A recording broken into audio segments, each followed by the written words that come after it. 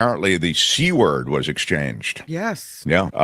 What? By the way, Albert, who just got back from England, they really use the C word over there. It's like a different thing. You know, we use the F word here a lot. You hear the F word. We're kind of an F word. I'm talking about in the world of cursing, okay? In the world of... We're an F word country and they're C word country. Yeah. That's exactly right. Yeah. Just for those who are noting it, something that they don't tell you in the guidebooks, that's why we're here. They're a C word country. Doesn't offend the way it does over here. Anyway, the C word was part of the back and forth between Alito and his neighbors. But the story just doesn't hold water. The timing doesn't hold water. The back and forth doesn't hold water. And he still hasn't answered for this other flag, the appeal to heaven flag. Anyway, he has answered for recusal, and he's saying, forget about it.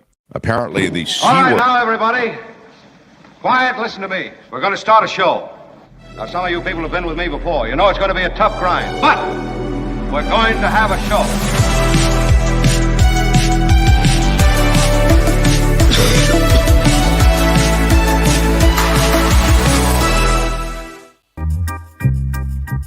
Good morning, good afternoon, good evening, and good night. It is great to be with everyone. It's our Tuesday show. Kim is at her position. Kim, how are you? At the breaking news desk, watching all things newsy. We'll have updates through the morning. Coming off of a triumphant June Swoon meetup. It was really something special.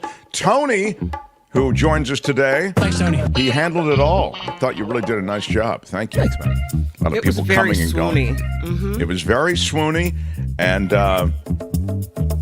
many who couldn't make it last night for one reason or another insist they want to be at the next one. So we have to plan the next one. It'll probably be the end of summer or the middle of summer. We're working on it, and it's going to have a different... Tony and I are talking about something very different, very experimental, very exciting. Probably going to crash and burn. It'll either be great or it will crash and burn. Exactly. So either way, it'll be enjoyable watching. Yeah, it'll be something that you can tell your friends and relatives about. What a show today. David Cay Johnston, the Pulitzer Prize winner, joins us in hour 2. Yeah. I have a lot of questions for David Cay Johnston. I am going to visit all the Trump stuff, but because he is the dean of Trumpologists, as you're well aware. But one of the things I want to ask him about specifically is whether or not the Trump anger tour that he does, you know, Trump after the verdict, during the trial, and pretty much daily since the verdict, has spewed this vituperative rhetoric, this angry, mean blowtorch that he's directed at the judge. The judge is the guy who is handling his sentencing. Normally, you'd counsel a person who has just been convicted of a felony to chill on the bad talk about the jury, the system, the judge, until you've been sentenced. Not with Trump. Trump's making big money. We've talked about this and detailed all the money he's made, crashed his server, etc. All of these donors. A lot of political support from those who already supported him has been fired up by this verdict. Maybe buoyed by that, he feels like he has to, and he has the freedom to send all of this negativity toward the judge. My point is simply, and my question for David Cay Johnston is, you'd normally say don't do that to a defendant, to a convicted felon who's just been convicted. But will this work? I mean, or does it not matter? I mean, because, he's a former president, and for all the reasons that have been detailed before, he doesn't have to worry. I mean, he's already been convicted. He doesn't have to impress the judge at this point, right? Who cares? No, that's not right. No, I just finished explaining because the appeal goes to a different court, correct? No, but the sentencing is handled by this judge. Right, yeah. That's why it's critical. He hasn't cared about this judge and his impression of him Trump's impression of Trump the whole time. No, you're right. And I you would think that, you want to impress someone or put your best foot forward. And he's been, running his mouth the whole time. Why stop now? Exactly. I mean, that certainly seems to be the playbook that he's using. And I'm just wondering if it will have any effect. As you say, he's not reflecting any sense that it matters. But I'm just wondering from David Cay Johnston, who knows the legal system so well, knows Trump so well, and probably has an opinion on that. So that is, again, in hour 2. There, again, I want to thank everybody who was part of things last night. We really had a great, great time, and I know that The Mark Thompson Show. We can discuss stuff in those conversations that we really can't discuss here. And so it's kind of fun to have those unfiltered conversations. We were joined by Jim Avila last night. John Rothman joined. Tim Conway Jr. joined. It was really quite the crew floating through. Michael Snyder, the Culture Blaster, joined as well. And Mankiewicz would have joined. Josh Mankiewicz couldn't make it because he was traveling. He was in flight from Crime Con, which is a convention of people are into the true crime thing, And he is like Santa at Christmas at that Crime Con. Everybody wants a piece of Mankiewicz at those things. So we really had a great turnout, though, and it was great to visit with everybody and see everybody. I don't know. I really enjoy those. So yeah, me too. It's weird. Yeah. It's like, I don't know. This sensation that I can't really accurately describe about kind of getting to know people's personalities in the chat, and you kind of feel like you know them, and then you see their faces, and it feels like a holiday. It's great. That's interesting to put it that way. I think you're right. It's it's like a holiday. Yeah. So anyway, thank you guys for joining. And as I say, we're trying to cook up something that really could be fun for later this summer. So we'll do another kind of experimental meetup later in the summer. So stay tuned is what I would say. And now, the Mark show. Thompson Show. There is a piece of video, and I want to thank Teacher Lori, who is a regular viewer of this show, and I think she views a lot of other shows. She's always talking about other shows that she's seen and stuff she's seen, and she's clearly somebody who's periscoped up all the time on different pieces of video and things she's seen, and it's really cool that she shares some of that with me. And a lot of the stuff I've seen already or was aware of, but some of the stuff and a lot of the stuff I haven't seen already and was aware of. So this is something that I hadn't seen, and once I saw it this morning, I have now seen it with a virality that clearly means it's, everywhere. It is a GOP congressperson addressing the body on the floor of the House. And he has brought his 6-year-old son to sit behind him. And the 6-year-old son, bored or distracted, doesn't feel as focused on the justice system is weaponized against my Lord and Savior, Donald Trump. And so he's kind of got his own show going on, and it looked like this. Conviction of a major political party nominee running for president, especially on the charges brought against Donald Trump, should gravely concern every member of this body as well as every American across our country, whether they be Republican or Democrat, for Donald Trump or against him. Regardless of one's opinion of the current Republican nominee, we'd be well served to remember the long and cherished tradition we have in this country of settling our political differences at the ballot box. For nearly 2.5 centuries, our nation's elected leaders have properly resisted the temptation to oppose their political rivals through the weaponization of our justice system. Equal justice for all. And an overall trust in our justice system is fundamental to who we are as Americans. And those who would destroy that hard-earned trust just to score cheap political points should be held accountable. As an attorney, I can tell you that May 30th... That is about the... Pretty funny. Yeah, about the best of it. And we've all been there, so I don't blame the kid, and I don't blame this congressperson who I'm sure I couldn't tolerate for 15 seconds. I don't blame him either, though. I mean, that's, it's funny. But the kid kind of... JT says, I thought the kid stole the show. I liked the kid more than his father. Yeah, JT says, I thought the boy was superimposed into the video. That's a great call. That would have been a great thing to do. Oh, God, that's funny. His son is a comedian in training. Yeah, really. Thank you, Surface. He should be superimposed into all future videos where someone's running their mouth and saying stupid stuff. Oh, crazy. Just put that kid behind him. Yeah. Great. Pretty wild. Hey, Tony, do you have, I think it was his son, but he was 6 years old. Do you have Law and Disorder ready to go? Might want to get into some Law and Disorder. Let me just check with Kim on something. Kim, I have David next hour, but this hour, it's just, I can do whatever I want, right? You have Jefferson Graham popping in at about, what, quarter 11? Of. Yeah. Yeah, quarter of. Okay. Yep. Let's do it. Here's some Law and Disorder.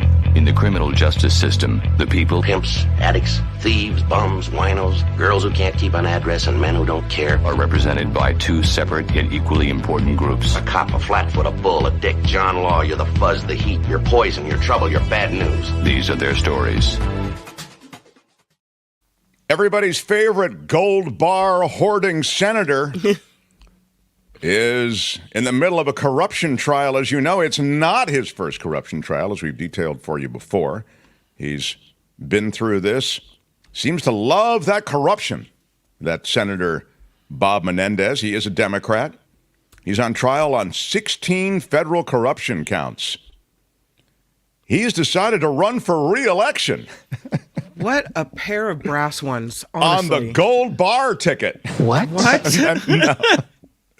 Now, he's running as an independent, and the reason it's significant, he has no chance of winning as an independent in New Jersey, none. But he could be a spoiler in a race that Democrats would normally win. He filed with enough petition signatures. According to the New Jersey Division of Elections, he needed 800 signatures. He had 2,465. And he announced a few months ago that he was not going to seek re-election as a Democrat. But he's now filed and is going to run as an independent. Now, here's why that's significant politically, because the Democrats could lose a seat. But here's why it's significant to Menendez, and here's what's behind it. Menendez now can raise money. And when you're running for office, we've talked about it before, it's just one of the great legal ways that you can get a bunch of money. You can get it through PACs, you can get it in all the legal ways that people can support you and essentially siphon tons of money to you. And then you have a foundation, you have a legitimate arm of re-election that you set up, and people work there, right? Let's say your wife works there, your son works there, your neighbor works there, whatever it may be. You make all kinds of deals to essentially funnel that money through an institution related to your reelection. And that's, I would suggest, what he's going to do.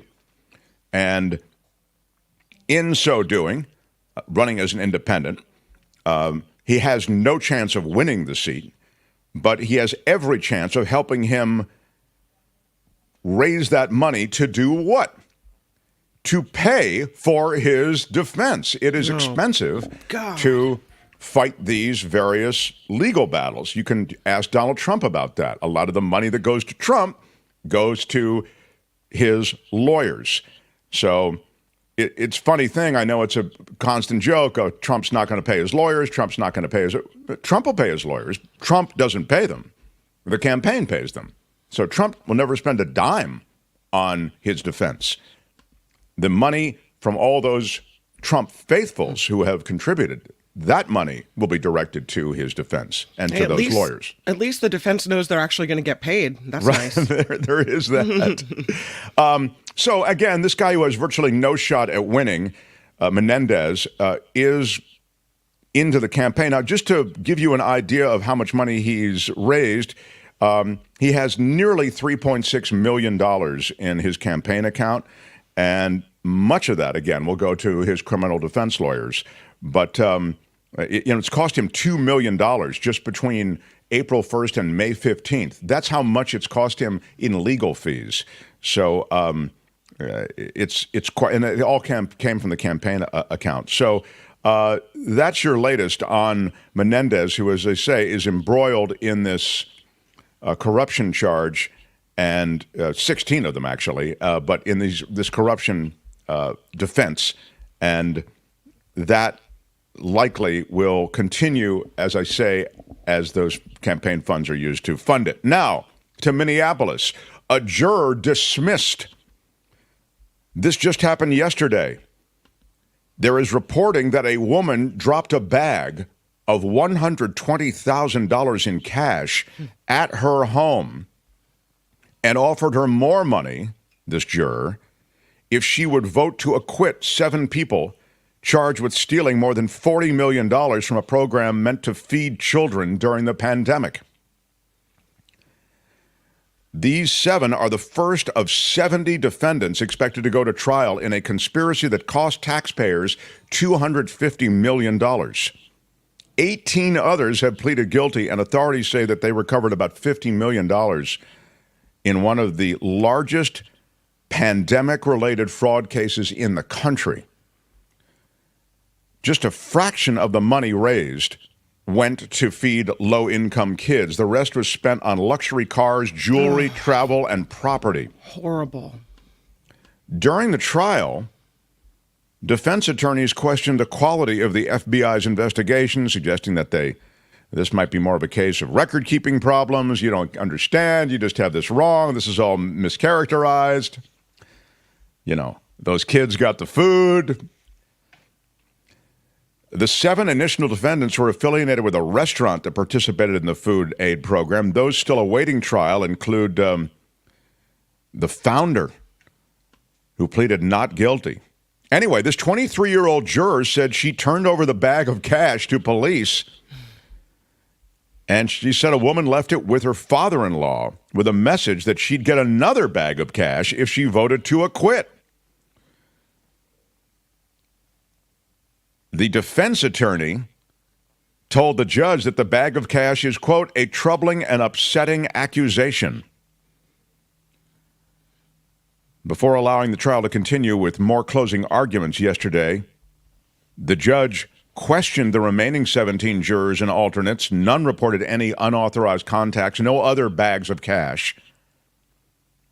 But the judge decided to sequester the jury for the rest of the proceeding as a precaution.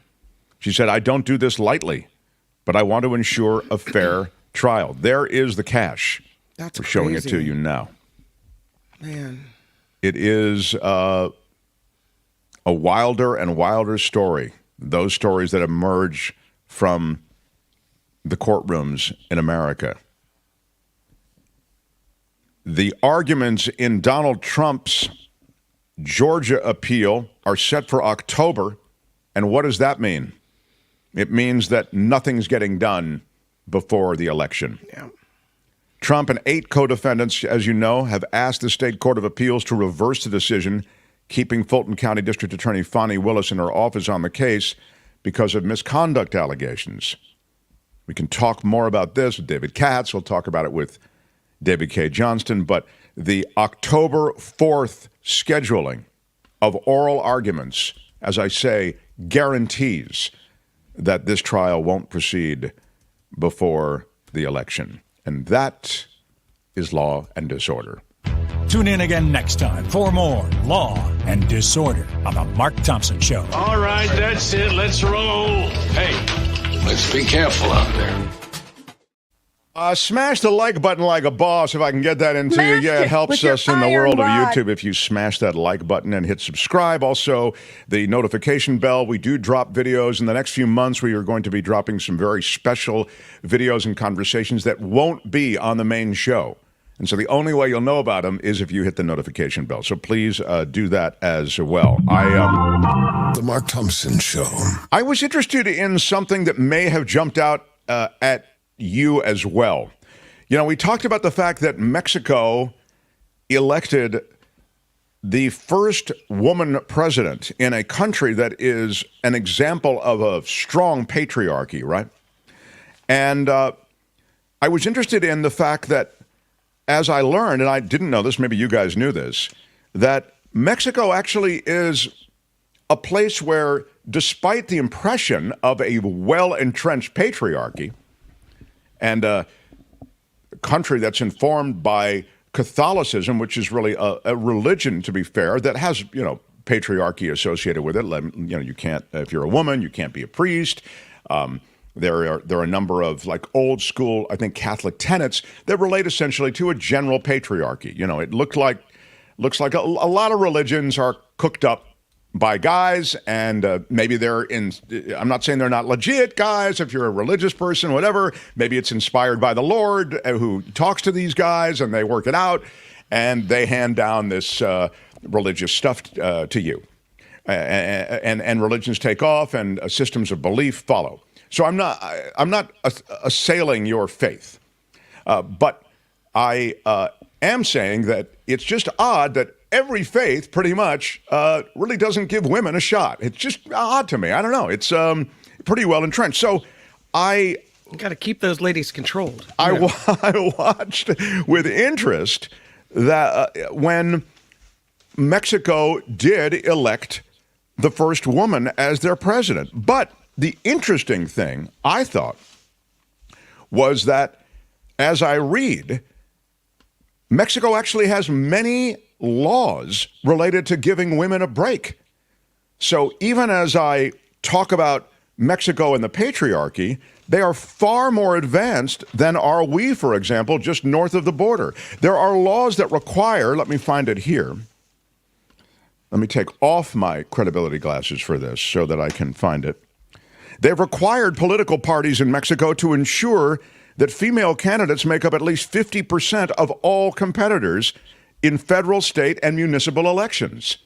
I mean, imagine that here. Never would happen. Nope. It has transformed politics. In Mexico, more than half of the members of Congress and nearly a third of governors are women. And women head the Supreme Court and the ministries of the Interior, Education, Economy, Public Security, and Foreign Relations. Political scientists say that female leaders have helped push some of Mexico's most progressive politics, including a federal law that gives domestic workers the right to Social Security, and the decriminalization of abortion by several states before the Supreme Court ruled last year that it should be allowed nationwide. That's in Mexico. We're we're the U.S., we're the best, we're the most exceptional, we're about freedom and liberty. And meanwhile, south of the border, they are really taking aggressive strides to make sure that this vibrant part of the population isn't kept down. That's what's going on in Mexico. And that's how you end up with a woman as president of Mexico. And 2 major female candidates as well. Speaking of which, today I got a message from my husband, and it said, "Today's the anniversary of Congress's ratification of the 19th Amendment. Congratulations." Wow, what a cool message to get from your husband, too. Yeah, that's very, very cool. Yeah, 104 years ago, we've had the right to vote for that long. So that's how good. Insane. We talk about this insane it took so long. I mean, we talk about the founding fathers. We talk about the founding fathers as though they're a divinity of some sort. Mm-hmm. I mean, they did an amazing thing. And there was real heavy lifting involved. And that was an intense negotiation, and the actual crafting of those documents and the underpinnings of this country, truly extraordinary. That said, they left a lot on the table because of the time and because of their own proclivities and their own disposition towards certain things like women and black people and indigenous people But it is crazy that it took that long for us to actually pass legislation to give women the vote. Yeah. Anyway, that's encouraging what's happening south of the border, and I just hope it happens here. All right, Kim's News. Jefferson Graham joins us from the road. David Cay Johnston, the Pulitzer Prize winner, all still ahead. Mark Thompson Show. The Mark Thompson Show.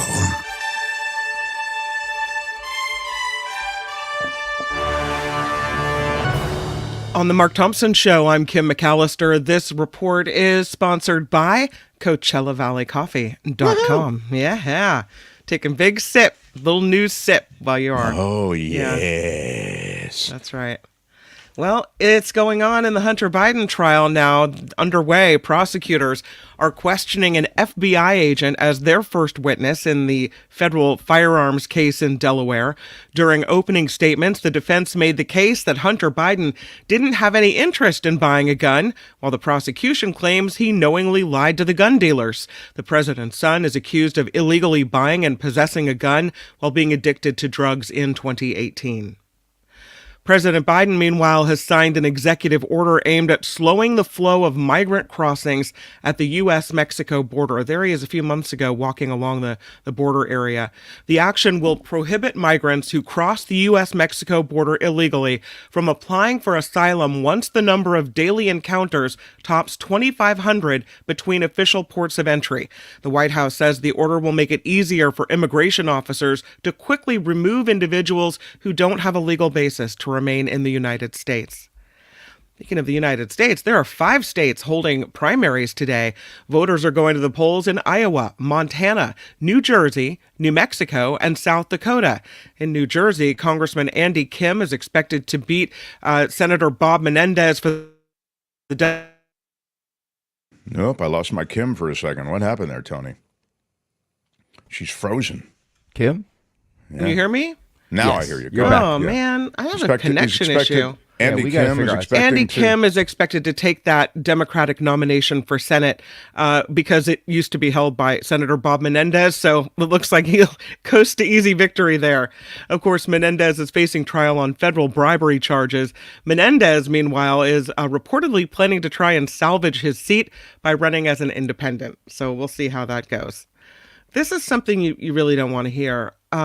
We have this woman in Nebraska who was believed dead, but no, found alive at a funeral home in Lincoln.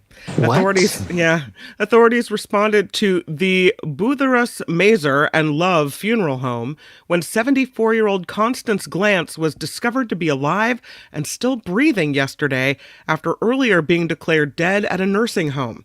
Glantz was taken to a hospital. Police are investigating. You can see there the picture of the nursing home and the police holding the press conference. Yes, this did happen. I mean, man. This has happened before. This isn't the first time this has happened. This is the, thank you. B.A. Ware is right. This is the second woke up in the morgue story I've heard this year. Happens more often than you think. Well, there has been something like it. That's the point. Wow. Yeah. Baseball scandal. Did no one hear the story of Pete Rose, and did that not scare them? Because this whole gambling thing is just really getting out of control. Here's this amazing baseball player. His name is Tucupita Marcano. I have a picture of him, and here he is. Here he is. I swear, it's coming. Tucupita Marcano. Tucupita Marcano. Look how good. Tucupita Marcano. There he is. Yeah. He's a San Diego Padre. Mm-hmm. Well, he was. He's being banned from Major League Baseball for life for betting violations, while 4 others are now facing lengthy suspensions. Padres if you infield. Bet on baseball, if you bet on anything in sports, I think they can suspend you for a year. If you are betting on baseball, I believe they suspend you for life. Yeah, and he got a lifetime suspension. Wow. He's being permanently banned, Tucupita Marcano, after the league found that he bet more than $150,000 on baseball. Meanwhile, Michael Kelly of the Oakland A's, Padres minor league pitcher Jay Groom, Philadelphia Phillies minor league infielder Jose Rodriguez, and Arizona Diamondbacks minor league pitcher Andrew Saalfrank all received 1-year bans for violating MLB's gambling policy. So... Wow. Tucupita Marcano, he's out. Man, imagine that. The entire career gone. They have signs everywhere in all the locker rooms, no betting on baseball. I mean, it is a clear message, constantly repeated, no betting on baseball. Imagine working your whole life for something, and you make it to this level, and that's what brings you down. Oh. Yeah. I mean, it's crazy, too. Jim is right. NFL, NBA, MLB, they have commercials for online betting, just about every commercial break now. What could go wrong? Yeah, you tempt. These are young guys, and you think, whatever. I know so much. I'm in the game. I'm not allowed to bet a little bit. Yeah, you're not.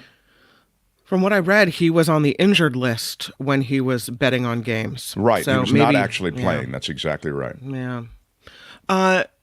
A former California assemblyman is now serving in Congress, so we have that, although maybe we don't like him, I don't know. Vince Fong sworn in yesterday. He'll be finishing out the term left open by former House Speaker Kevin McCarthy, who left in December.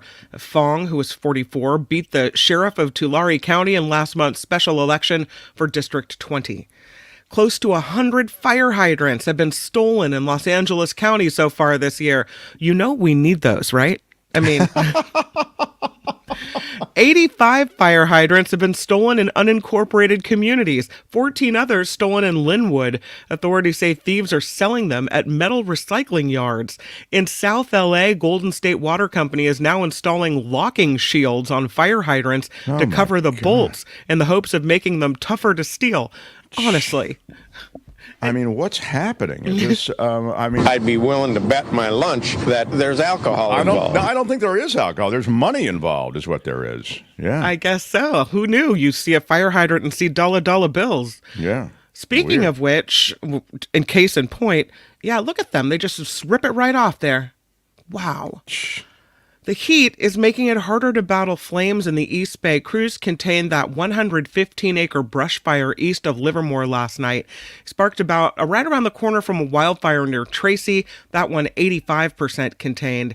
And in Redwood City, people had to flee this fire. They're finally headed back home. Evacuation orders lifted last night, hours after an affordable housing complex that was under construction went up in flames. The wind sent embers flying. The smoke sparked an air quality advisory in Redwood City. Actor Jonathan Tucker being called a hero for reportedly saving a family from a home invasion near his home in Hancock Park. Los Angeles Magazine reports Tucker called 911 Sunday night after seeing a stranger walk into his neighbor's home. Tucker then brought a young girl, an infant, and their mother out of the house and to safety. Like something in a movie, right? Police arrived. They arrested a man who's now on a mental health hold. Tucker is known for his roles in the TV series Kingdom and the movies The Ruins and Hostage as well. So it's like an action movie come to life in that neighborhood. Man, that's wild. Warner Brothers Discovery raising the price of the ad-free subscription plan for its Max streaming service. Oh, no, you're kidding. Oh, my God. Cough it up, Thompson. They want more from you. Effective immediately. The ad-free tier will cost you $16.99 a month. What? Oh, my God. Oh, my God. Oh, my God. That is too much money. Jefferson Graham would tell me you join for 7 days, you watch the shows you want, and you cancel. Yeah. Well... yeah, he's not going to want you to pay an extra buck. The annual plan jumps from $150 to $170. The price for the ad-supported tier stays at $9.99 a month and $100 for the annual plan. The price hike comes less than 2 weeks before the premiere of the second season of the Game of Thrones prequel series, House of the Dragon. You see, they kind of reel you in and then they take your money because you want to see that show. Yeah, that is like organized crime, those streaming services. Mo Black's brother, Fat Andy. That is like Fat Andy coming to the house every month, taking that $16.99. Joe Fish, Sal the Shoemaker, Joe Box, and Little Anthony. Exactly. Yo, Thompson, you watching HBO Max? Hey, That's man. right. You're a little short on your money this month. HBO Max sent me. Wow. Report Joe sponsored Box by and Little Anthony. Yeah, I don't want to have to send a little Anthony around to collect next month. Let's $16.99. Let's get it done on time. You like your nose the way it looks? Well, that's right. That's a nice Samsung TV you got there, my friend.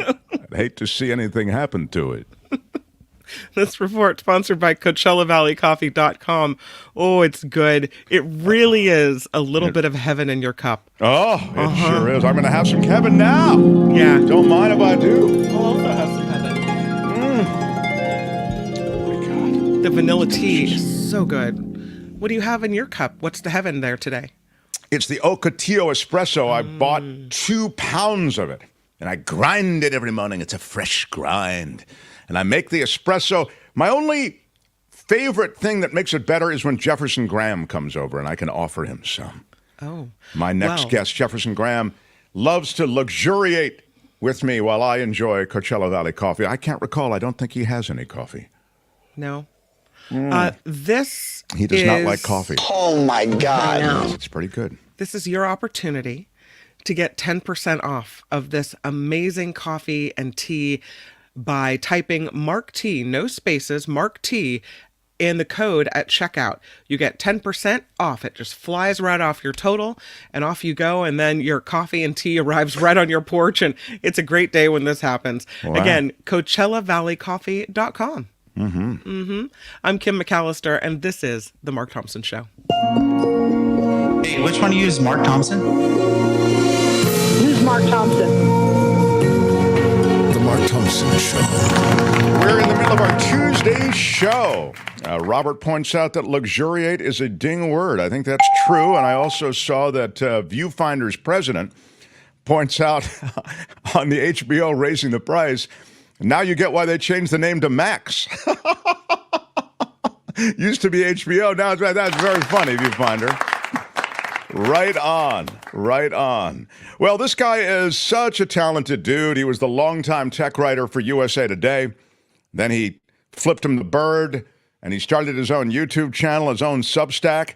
He joins us regularly. He's a lot of the time these days on the road in Italy and across this great country. Put it together for the great Jefferson Graham. And you're in Montana. I saw something from Bozeman, Montana earlier. Yeah, that's true. And we have audio this week. You hear me, right? You sound great, actually. You sound better than we do on the show.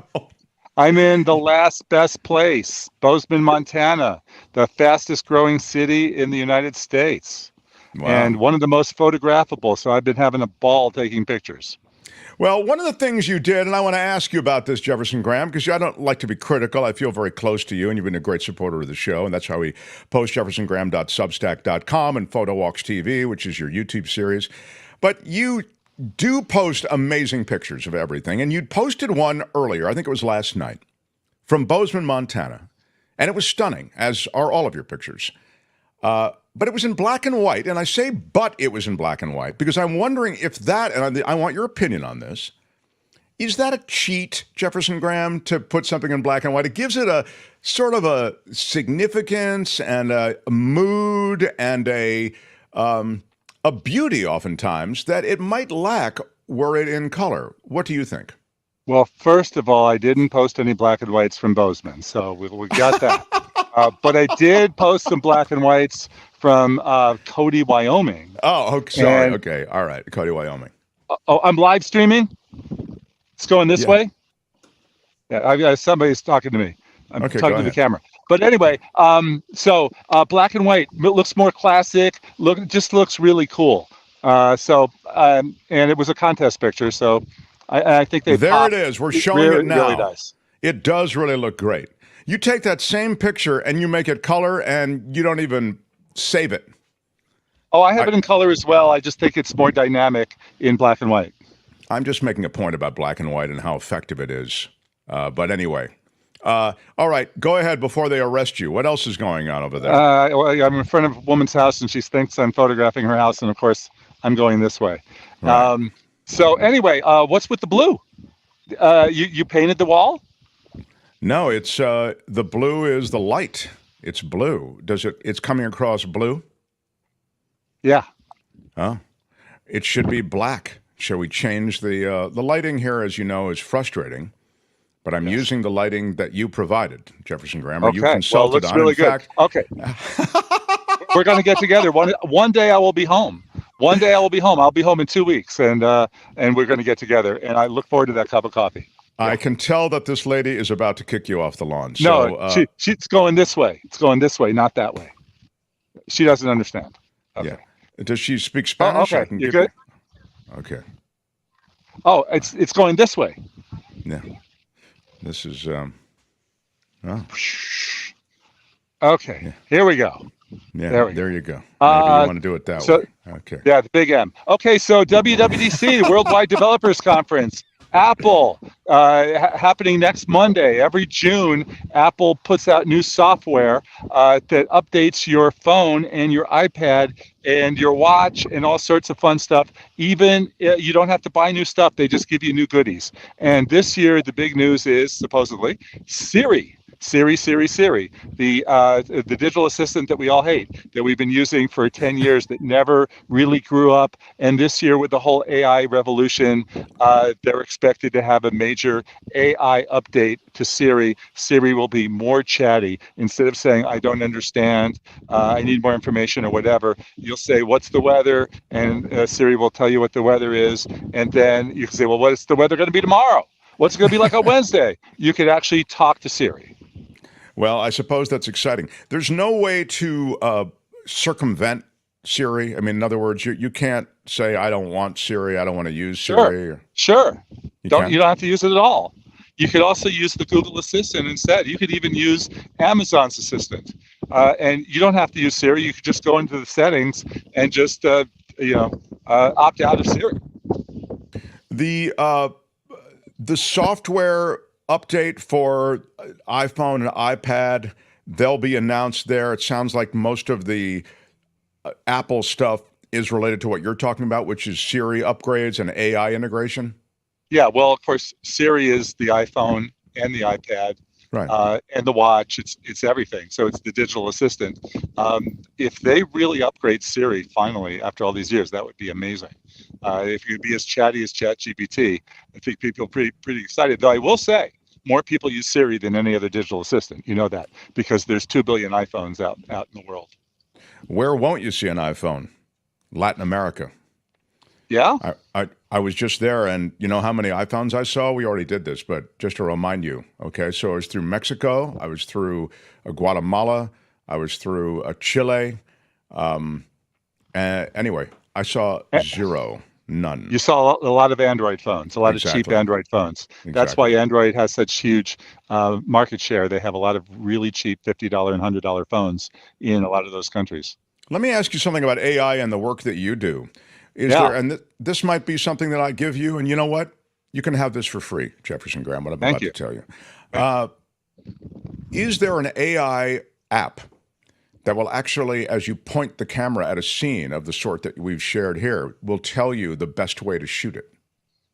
I don't know, but I've been told that I should do an audio thing that people will open up when they go to Bozeman. Well, that's exactly what I'm Jeff saying. In your ear. Jeff in your ear. Okay, open up the camera. Go on the 1X lens. Shoot it at 1:30 in the afternoon. Now turn left, turn right. They're saying I should do that. What do you think? I just gave you that idea. I'm the one saying it. Do you listen to what I say? I literally just said, oh my God. I just said to you, you can have this for free. And it's an AI thing, and you open up the camera, you point it, and then it tells you the way to, of course, it's your voice. Yes, you must do that, Jefferson Graham. Okay, all right. Well, we'll do that when I get home. Yeah. I was kidding about not taking any money on this. I do expect you to wet my beak. There's a classic. I haven't heard that term in a while. Well, it's now that I'm paying more for HBO Max, I need now $1 more, right? $1 more. $1 more, but it's $16.99. That's on top of Hulu. That's on top of Netflix. That's on top of Amazon Prime. I mean, well, get rid of one of them, please. Get rid of it. Those are just some of them. I have ESPN. I have NBA. I have MLB. I mean, this is expensive. Just the video stuff is crazy. All right.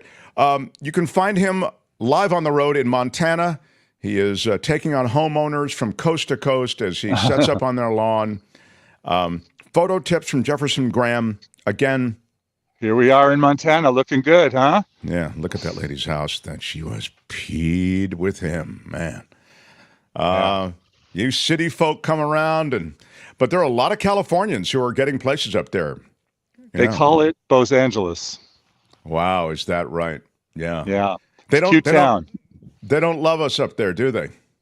No, but the people have been really nice. They've been Californians. Fine. Yeah. JeffersonGraham.substack.com. Photo Walks TV is the YouTube series. You can see the way he does the time lapse. It's stunning, pal. Your stuff is so much fun to watch. I really enjoy it. And even as you explain how we all can do it, here is one of the explanations. It's still fun to see your stuff. I feel as though you kind of find the fun stuff. So I'm looking forward to seeing stuff from your Bozeman trip. What's the next stop? Park City. Park City. Oh, actually, I'm going to Jackson and then Park City. Terrific. Really, really cool. All right. The national parks, let me just say, the national parks are so amazing. The West is so amazing. Big, wide open skies. We don't even think about it. We don't spend enough time there.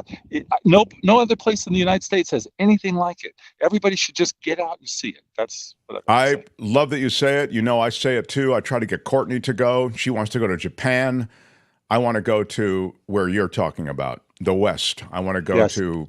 And the last stop mark is Zion National Park. Yeah, that's really where I want to. You know, I desperately want to go there. Never have seen it. Thanks for joining us. We'll talk next Tuesday from one of those locations you just mentioned, I guess. Okay. And really appreciate all of your takes on things. Jefferson Graham, everybody. Bye, Jeff. The Mark Thompson Show. Thought we were going to have an incident there where he's taken out by a local homeowner.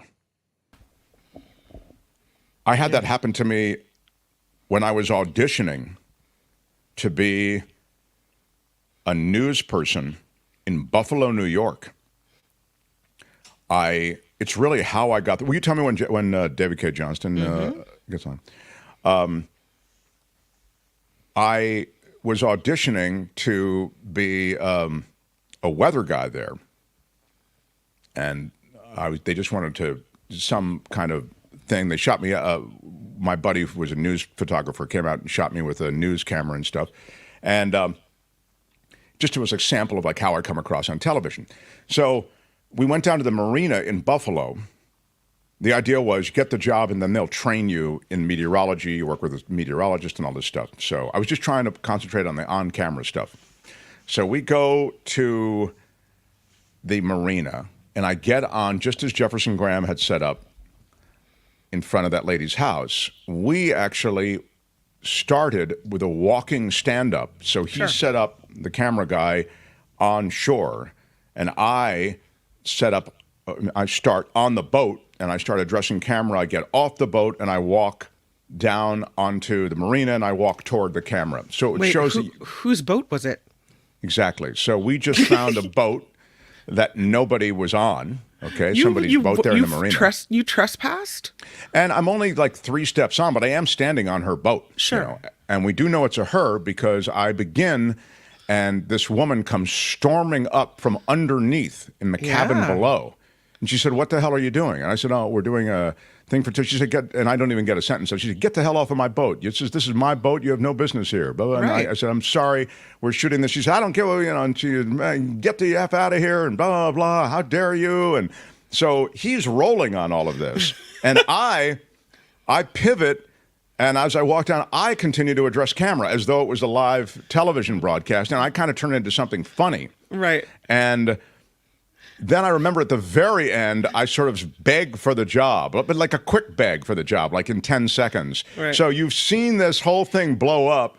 You've seen me walk down and then walk toward the camera, and then I melt down and beg for the job. And apparently the news director had everybody at the station, literally from sales, from, the marketing people, the traffic people, everybody came in to watch this audition because it was unlike anything he'd ever seen. And I got the job. Awesome. And it was so I haven't even thought of that until I just saw Jefferson Graham get into it with that lady, and I thought, oh my God, this reminds me of the lady who yelled at me when I was on the boat.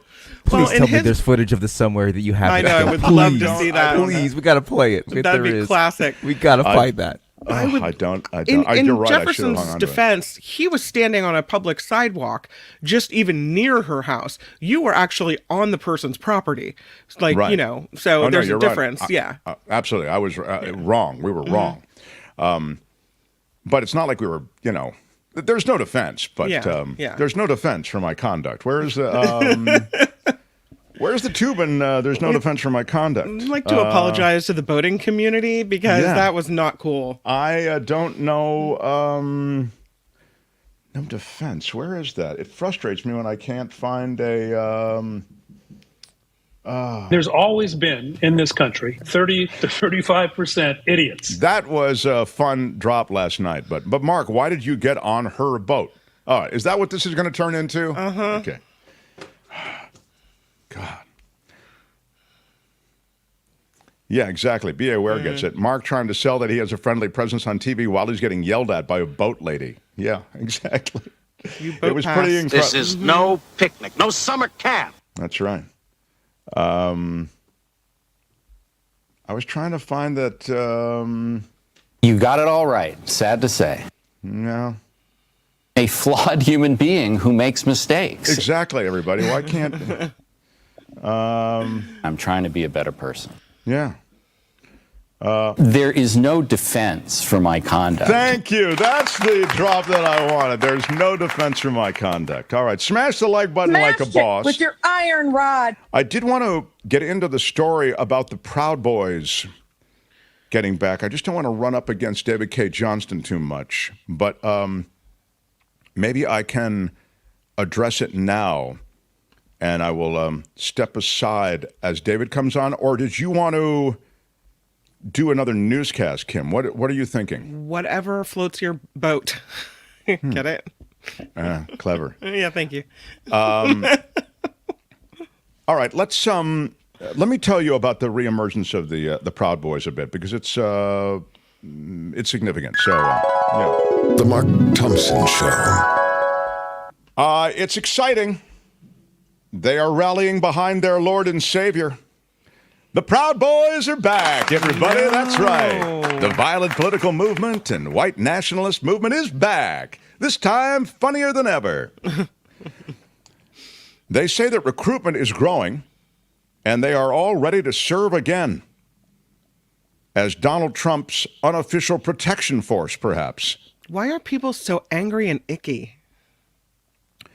When you feel as though you want control of the system that doesn't give you any control, oftentimes this can be a thing to animate almost it's a part of the culture that's militarized and I would suggest completely hoodwinked to believe certain things, but they are fundamentally white nationalists. They're also Christian nationalists. There's a way that it all washes together. But they are a dangerous crew. And this Reuters report on the way they are rebuilding is scary. I mean, it's a long report, and I'll link to it if you want to actually read it. But 4 years after the failed effort to overturn Trump's 2020 electoral defeat, Reuters goes on, the violent all-male extremist group that led the storming of Congress on January 6th is rebuilding and regaining strength as Donald Trump campaigns to return to the White House. This is according to interviews with many Proud Boys. Also, law enforcement officials contributed to many of these interviews, and 4 experts who track the group's online activity also were part of this report. Since the January 6th Capitol riot, 4 former Proud Boy leaders have been convicted in federal court of seditious conspiracy, each sentenced to 15 years or more. At least another 70 were charged with participating in the violence, but that crackdown has not stopped the Proud Boys. They are emerging again as a physical force for Donald Trump, drawn to his hardline nationalism and convinced that they will be pardoned if he wins. That's no small part of this. Look at Trump the himself shirts is. They have. Yikes. Yeah, there is Trump on many of their shirts. And he has made promises that he will pardon the January 6 rioters, the convicted January 6 rioters, if he's elected. So after the guilty verdict, the Ohio Proud Boys chapter vowed, quote, war. They posted a video of Proud Boys street brawls that ended with the message, fighting solves everything. The Miami chapter said, now more than ever, we are recruiting. Some posted images of the upside-down American flag, symbolizing the Stop the Steal movement. The group's main Telegram channel posted a message urging Proud Boys to stay calm.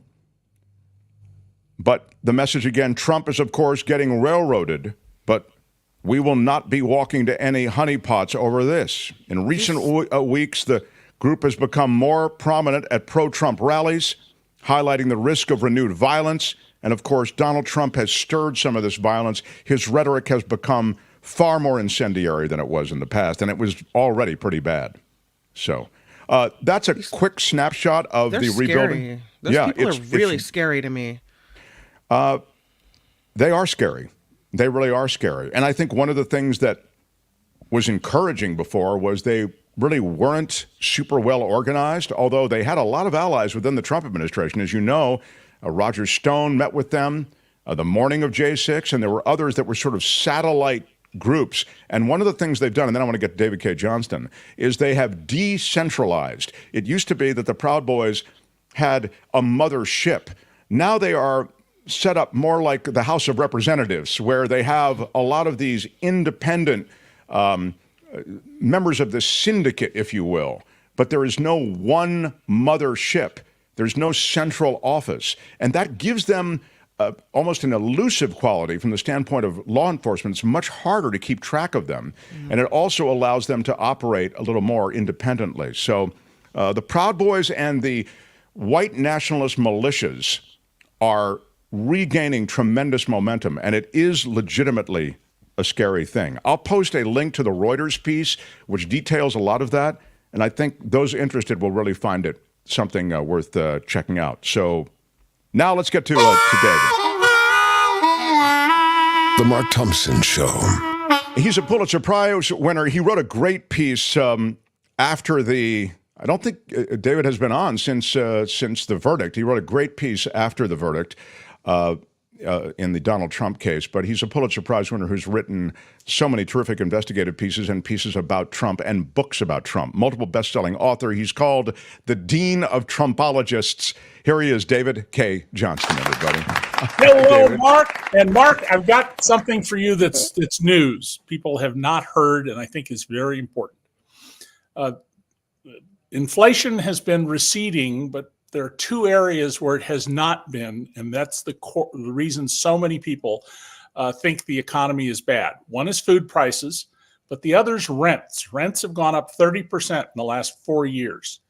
Well, it turns out that ProPublica last year did an investigation into the fact that a very large segment of housing now, rental housing, individual homes and apartments, are owned by big corporations. Those used to be mom and pop or a bunch of rich investors in a community would own these things. Now they're owned by big corporations. They've been using a software product called Real Pages. One word, real as in real estate, pages. And at that website, the company brags, using our web information, you can get the highest possible prices. When the market's down, you're going to make money. When the market's up, you're going to make money. You're going to be able to charge the highest rents. That is an open declaration of collusion in violation of the 1890 Sherman Antitrust Act. Well, the FBI yesterday raided the Atlanta headquarters of Real Pages. You will not find a single mention of this today from the AP, the New York Times, the Washington Post. All the mainstream media have missed this. It's in the real estate specialty publications and some bloggers. And this is a really important development, particularly about this legitimate concern people have that rents have been going up faster than the economy. Think about the community of people affected by that. Exactly. Yeah, it's enormous. About 65% of Americans own their home. More than half of them have mortgages, but about 65%. So you're talking about roughly a third of Americans live in rental properties. And there's still lots of mom and pop rental firms. On the other hand, when you have a coordinated, collusive action to violate the Sherman Antitrust Act, which, by the way, is a criminal law. Price fixing is a crime. That allows everybody else to push their prices up. Oh, thank you for putting up, if you're watching folks online, the the ProPublica piece is now being shown. Yeah, and thanks, so I'm Tony. sure you'll put a link to it. Yep, we will indeed. And then I wanted to one other thing I wanted to get out of the way that I think is important. Donald Trump gave an interview to Fox. It's been commented a lot that it was very heavily edited and oddly edited and what was edited out. But he said something very important. I warned people in 2016, if Donald gets to the White House and he starts firing the generals and the admirals, be very afraid, because that's how you take over the government. You get rid of the people like Mark Milley who honor their constitutional oath.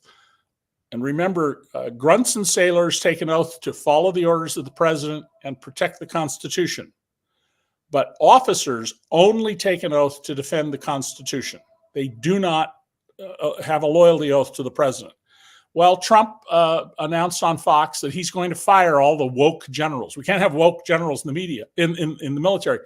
Excuse me, that's exactly what you want, because the military needs to be aware of all the cultures and places that we deal with around the world and their differences, and have respect for them to be successful. And it's an indication of, how Donald doesn't know anything about anything, but especially military matters. But he pledged he's going to fire all of them. If he gets back to the White House, the day he fires the first high-level general, that's the day people should realize he really will be our dictator if we don't stop him. Well, if you have the military, David, that's the whole game, isn't it? Yeah. Oh, yeah. And we have had a military that has been absolutely subordinate to civilian rule. You can like or dislike things like when Truman fired General MacArthur over his disrespectful comments, when General McChrystal, both of these men, very highly competent, high-level generals, were fired, one by Truman, one by Obama. There was no question that you serve at the pleasure of the president when you're a high-level officer, and you can be removed. And Donald wants to remove people not because they've been, in McChrystal's case, he said all sorts of just outrageous things to a Rolling Stone magazine reporter about Obama. It were disrespectful. Donald wants to do it because, of course, he really believes that he should be in charge, not just of America, but the whole world. I mean, you and I. So.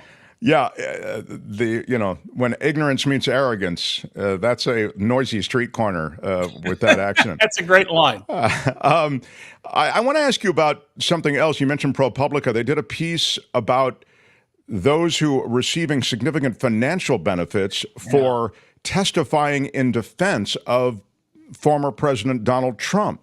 They flowed from Trump's businesses, these benefits have, and also from campaign committees. According to ProPublica, they analyzed public disclosure, court records, and security filings. One campaign aide had his average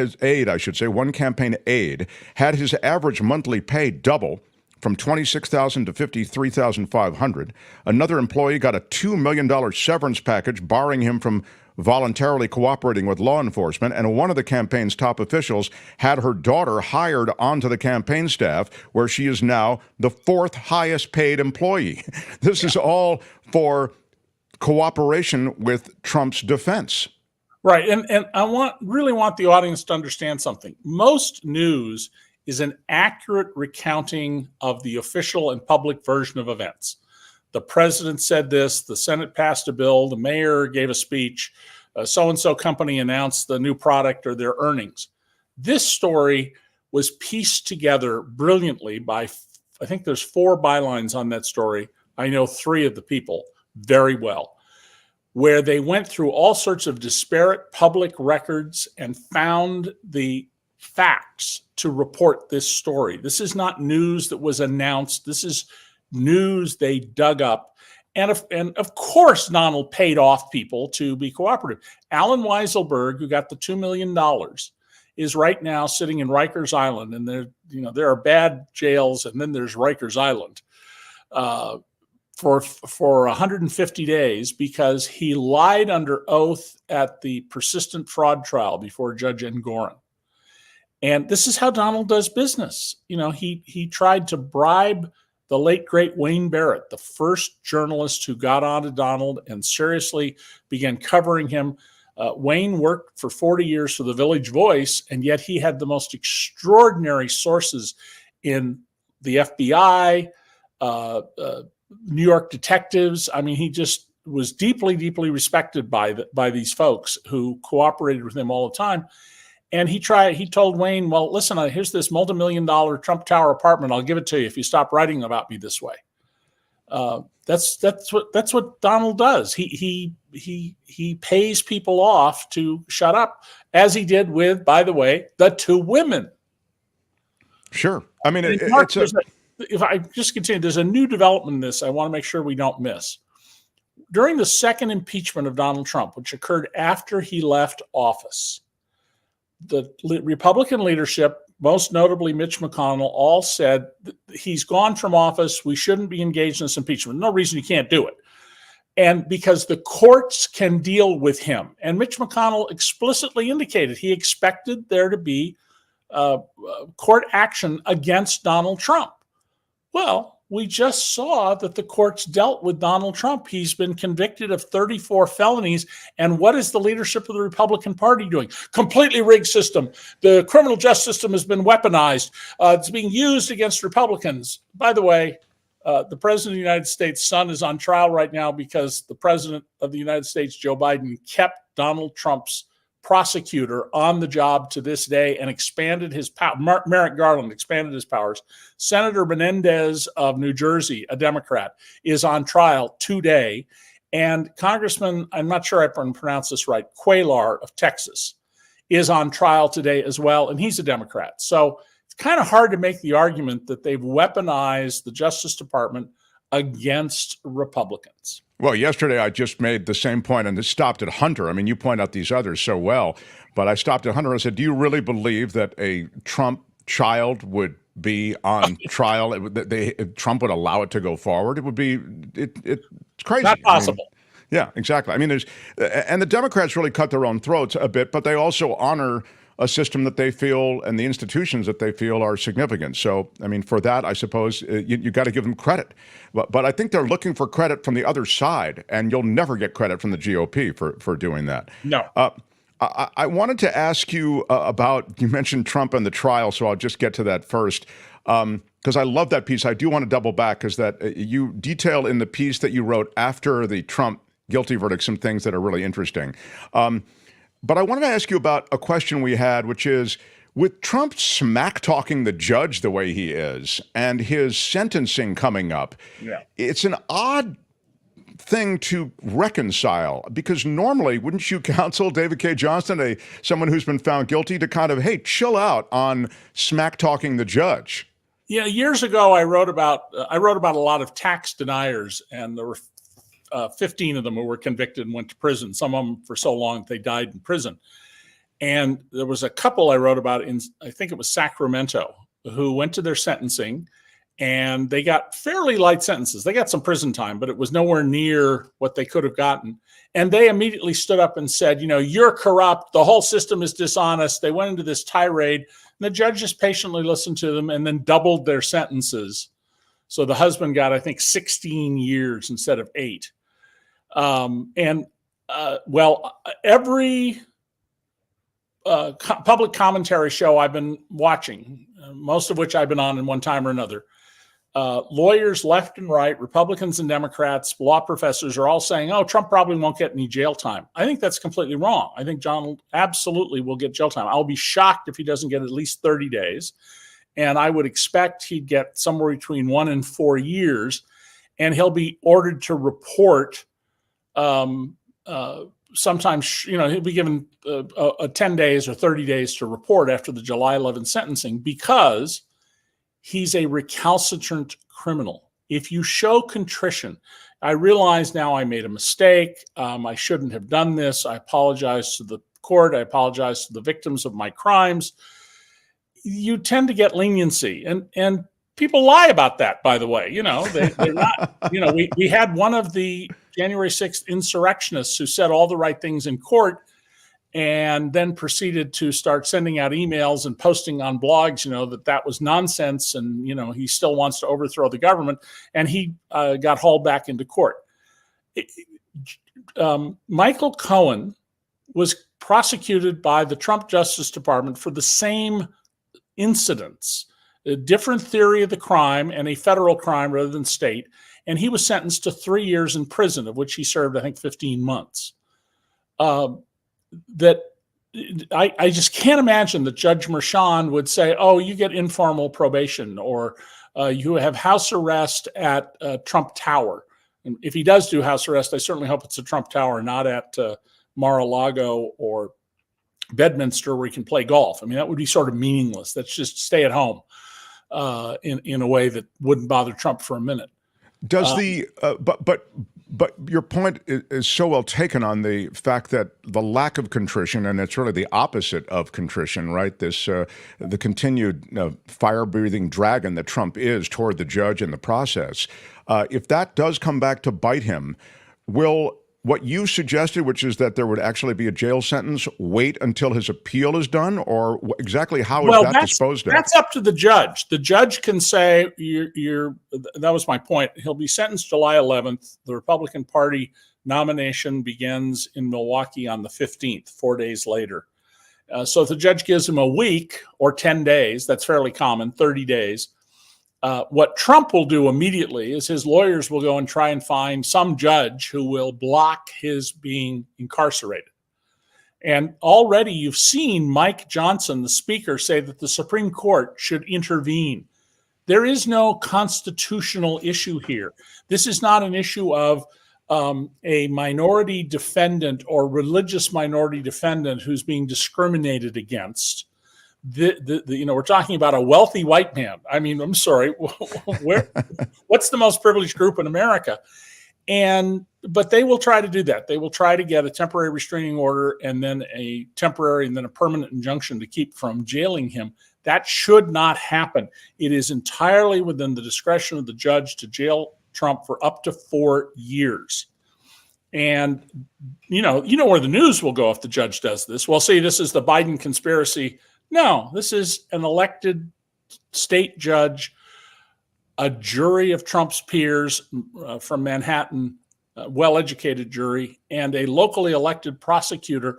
And, it's not like this is out of nowhere. I mean, after all, let's see. Donald Trump's fixer is a convicted felon.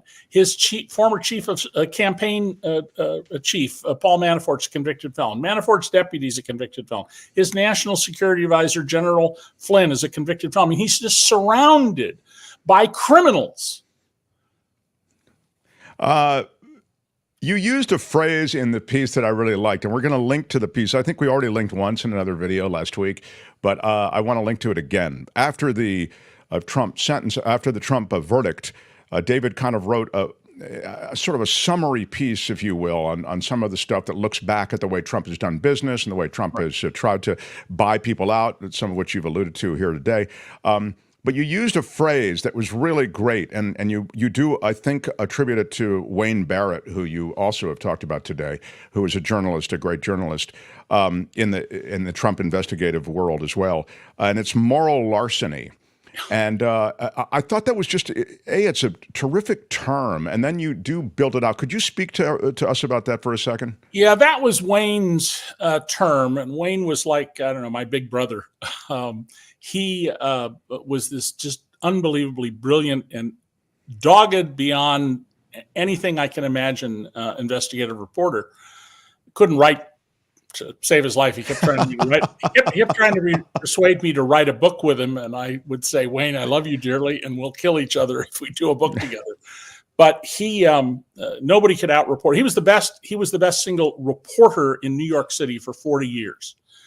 And Wayne got onto Trump in the 70s. I came along 10 years later, and everything in between, except for Wayne, was, hagiography, praising coverage of Trump. Wayne had this great observation that every time Trump makes a deal, he can't just make a deal. He has to somehow put the knife into your wallet. And Wayne called that moral larceny. And I think that very well captured it, which is why I use it. This is the piece my best friend David Crook wrote the headline for, "We Told You So!" ! And the lead I wrote was, Donald Trump is a felon.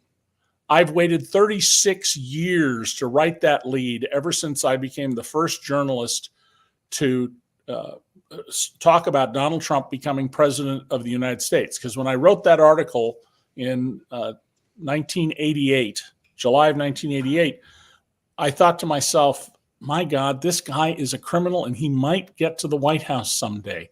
And what a horror that would be for the world. Well, you did actually forecast his conviction here before. We have another very distinguished legal analyst who comes in on Thursdays who actually pivoted, said, I don't think he'll be found guilty. I think they'll convict on the misdemeanors, but they won't actually put it on. The misdemeanors, of course, don't matter because of statute of limitations, et cetera. But then he pivoted to your position, which is that he'll be found guilty. But you were the first one to come forward. Once you'd seen the case, you didn't just state this reflexively. But you're on to, as you say, the master con artist becoming the American president. Those are your words from this piece. You were on to that early. But again, you point out all of these different things, and you even point out in this piece, and again, we'll link to it in this video, you point out how he tried to co-opt you. Trump tried to co-opt you. And I outsmarted him. I had lunch one day with Donald at Trump's castle, one of his casinos. And during lunch, we both ordered steaks. His looked like, dried shoe leather, and mine was deliberately ordered rare. I usually have medium rare because I know that it upsets Donald to see anything that looks like a rare steak. And I wanted to capture his reaction to this. And listen, that's what journalists do. I mean, I once sent a journalism student to interview the owner of the Santa Cruz newspaper about all the things they were hiding from the viewers. And I just told her, pay attention to how you dress. And so she dressed in a way that got this guy's mind going, and he just confessed every sin they had committed. Wow. And she was, by the way, perfectly appropriately dressed, but it was in a way that, old man stopped thinking with his brain. Sure. And so, Donald got a phone call, and so he left. And I called the waiter over to tell him, make sure that you give me a bill. He said, Donald won't do that. And I said, I have to pay you. And he said, wait till he leaves. And then I paid for my lunch. Well, my son, Andrew, wanted to come along because he wanted to meet Trump. He was 17 then, my middle son. And Donald comes back. We have lunch. Donald told me, Andy tells me he shook Trump's hand. 2 days later, a messenger arrives at my home with a framed picture of Andy and Donald, in which he's written, Andy, your father's a great man, or you have a great father, something like that, with his Sharpie pen. And I immediately realized Trump would use this to get me taken off coverage of him. He would say that I said, if you don't do this and sign this, what I tell you to say, I'm going to write bad stories about you. And Trump thought he had me. And I know from one of his executives, he boasted to him, he figured out how to get rid of me. So what we did, the Philadelphia Inquirer, is I sent the casino a check for $175 for the photo. And they sent it back by messenger. So then we gave $175 in Donald Trump's name to a charity that feeds people, one of these food bank charities, and sent Donald you had to sign to get the mail, certified mail to New York, and a copy to the casino that we had made this gift to cover the cost of the photograph. And of course, that completely took it. Yeah, you've got Andy's picture up there. It completely took that away from Donald. We outsmarted him. But he got rid of a Wall Street Journal reporter, ended his career as a journalist through one of these little tricks like this. And so when I would go see Donald, I would never take anything except a glass of water or a cup of coffee because those are those are pleasantries. They're not payoffs. Sure. When we had lunch, I insisted I had to pay for it. I had to wait till he left, and then I paid for my lunch and had a receipt. And by the way, the Inquirer was very nice. They let me, because even though it was my son who kind of screwed up here, and he got a rather long talking to about it, they let me. Your son screwed up in taking a picture with him, you mean? Or yeah. I had told him, he knew enough that Donald was troublesome. This was kind of sophisticated for him. But in any event, the Inquirer let me put the $175 on my expense account, which was very nice. They didn't have to do that. Well, you talk about news coverage, and you obviously adhere to sort of a very serious code of investigative journalism. But you talk about news coverage moving forward, how Trump has been covered, and there are certain conventions of coverage that Donald Trump has been able to take advantage of. There's certain kind of norms that just don't exist anymore. And that's one of the reasons you started DC Report, because you thought, yeah. So here's the core problem. Most journalism, as I said earlier in the show, is an accurate recounting of the official version of events. I'm in the unofficial version of events business. You need both. But the conventions of journalism, particularly political journalism, do not take into account a con artist. So you can have somebody with odious views, Strom Thurmond before he claimed to no longer be a racist, or Governor Wallace. And they get covered well and thoughtfully because they fall within the parameters of, well, this person is a legitimate promoter of a point of view. And journalism can deal very well with that. You can be a far-out lefty revolutionary, a Maoist. You can be a super right-wing Genghis Khan a character, and journalism can deal with that. But it's not equipped to deal with a con artist. And there's a very tiny segment of us, even within investigative reporters, who have the experience and the skill and the knowledge to deal with con artists posing as politicians. And that's what Donald Trump is doing. He doesn't know anything but power and self-aggrandizement and money. And he himself declares openly, I'm going to be a dictator just for the first day. And news organizations then treat that like, oh, that was, it's a joke. No, it's not a joke. He's telling you what he's going to do.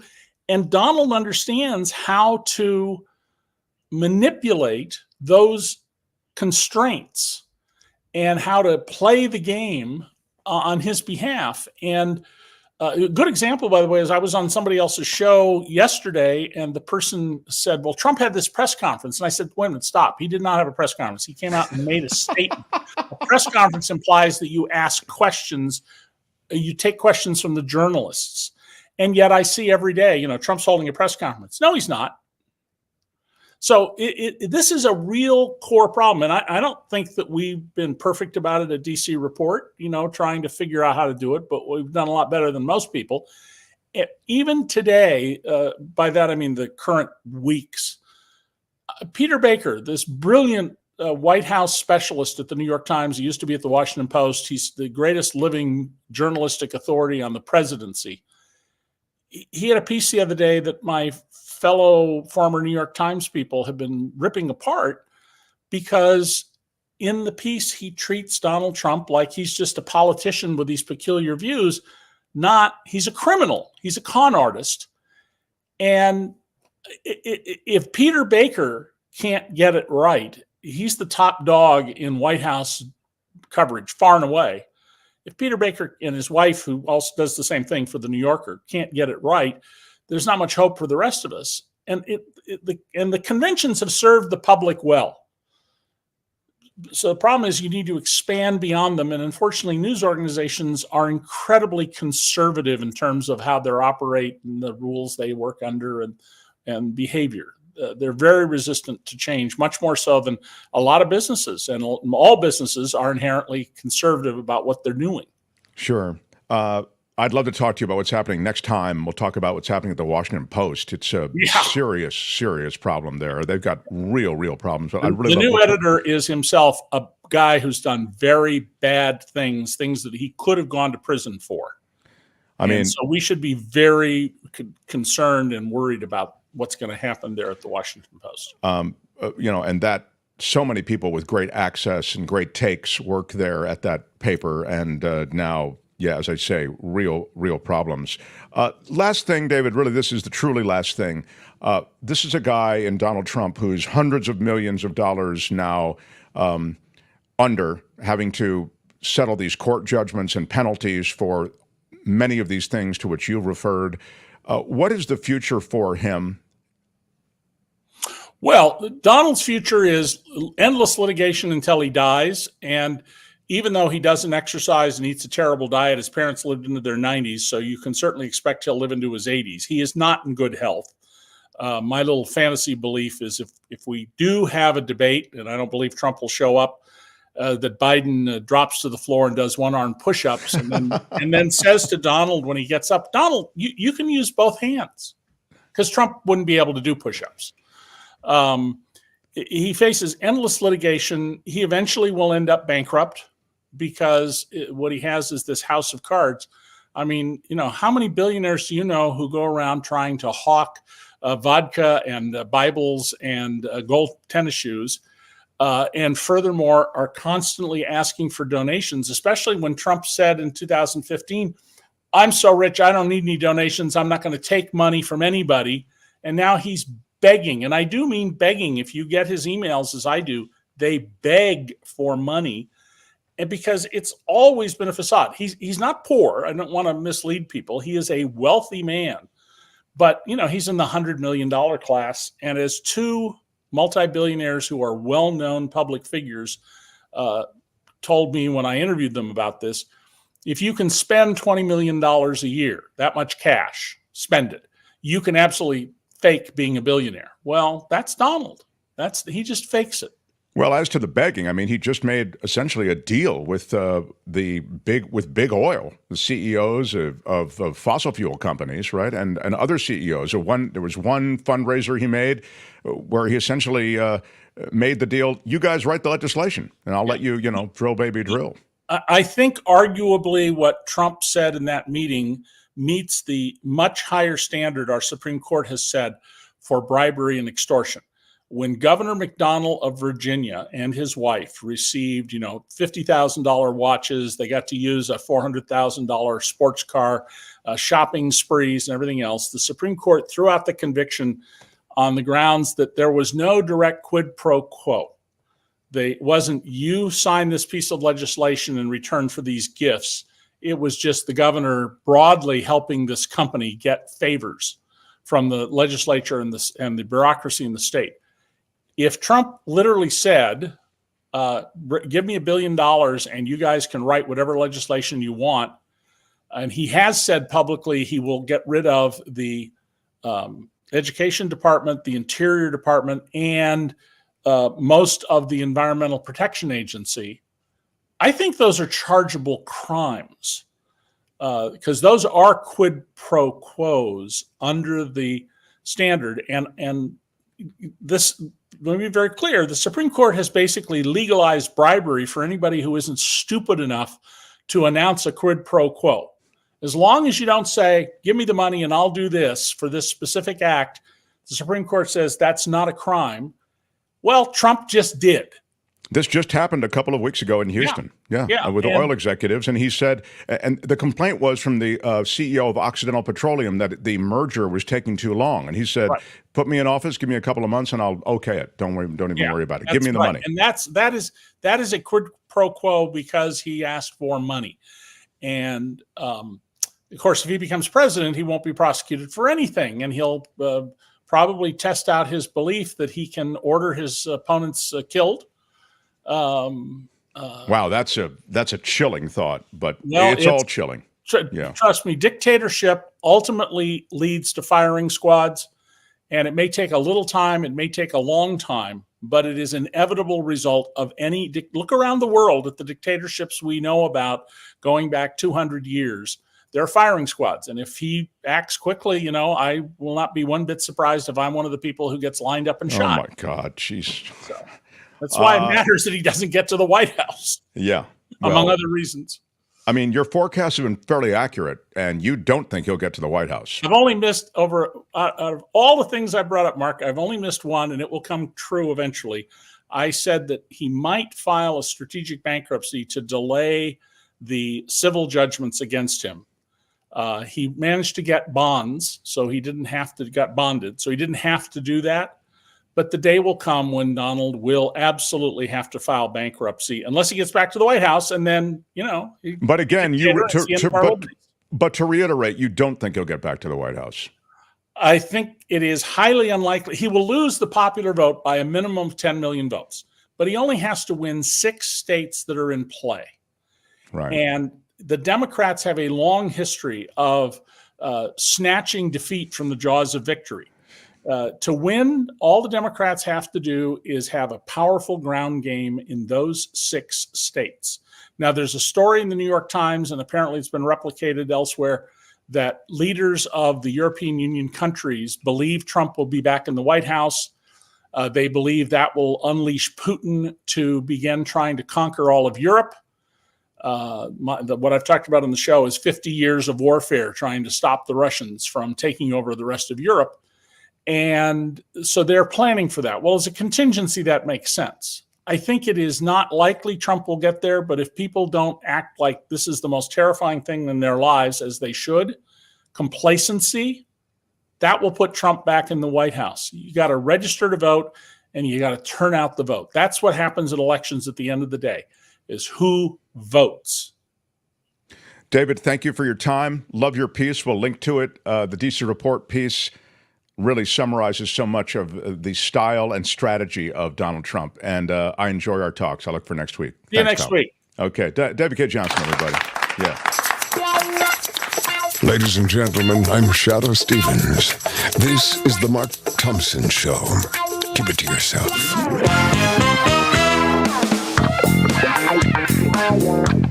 Who's Mark Thompson? Love our talks with David. That was a good one.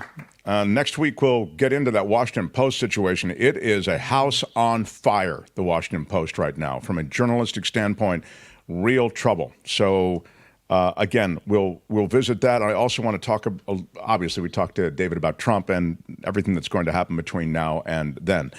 Kim's News is next. I'm looking forward to getting some updates on what is happening in the world at large. Smash the like button like a boss. With your iron rod. Do it like something's at stake. Smash it with your iron rod. Helps us in the algorithms of YouTube.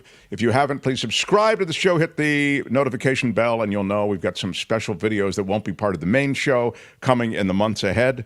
So all of that you'll get notified about if you hit the notification bell. All right. Kim's News, and we continue. Mark Thompson Show. The Mark Thompson Show.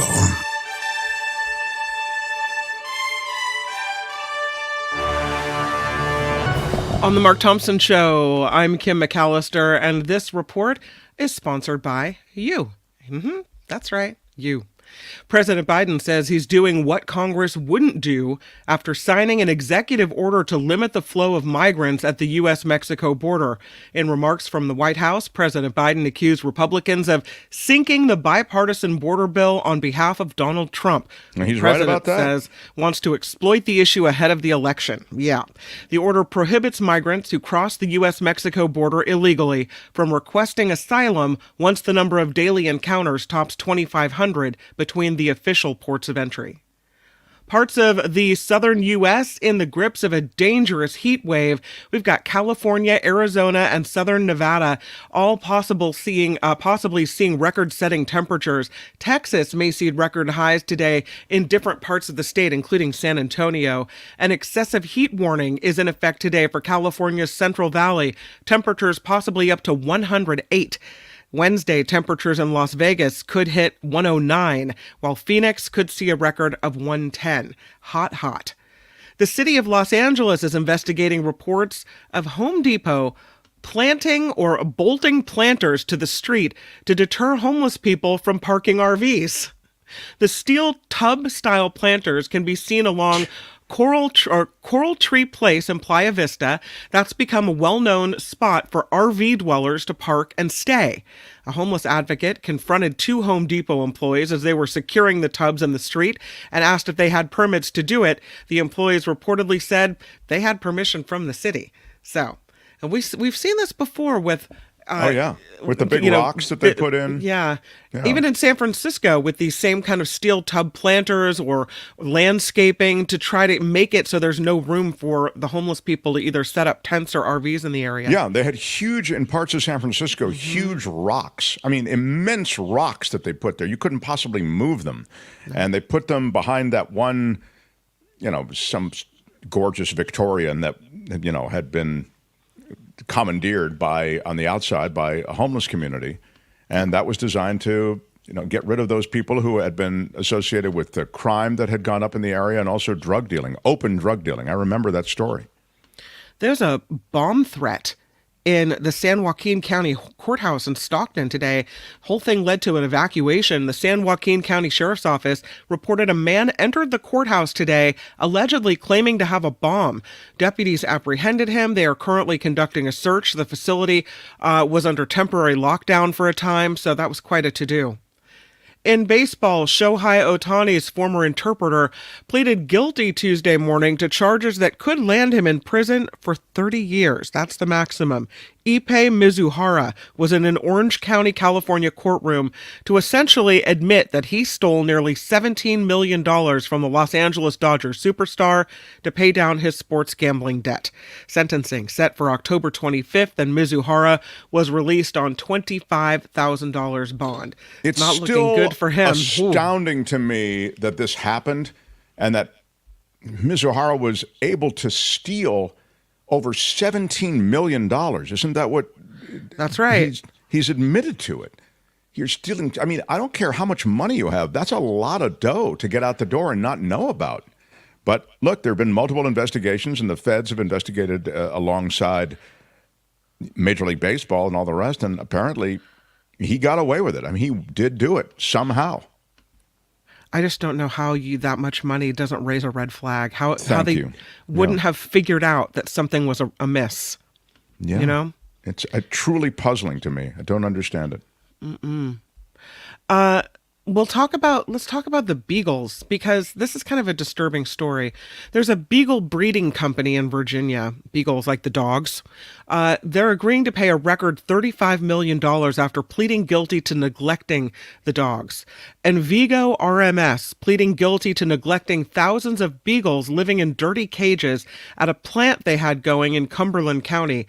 Prosecutors say the penalties amount to the largest ever in an animal welfare case. The company also agreed to give up 4,000 beagles at that facility. I'm sure they'll be trying to give them medical care and then adopt them out. So look, this is something I feel very strongly about, and you know how I feel about animals used in almost anything that I can think of.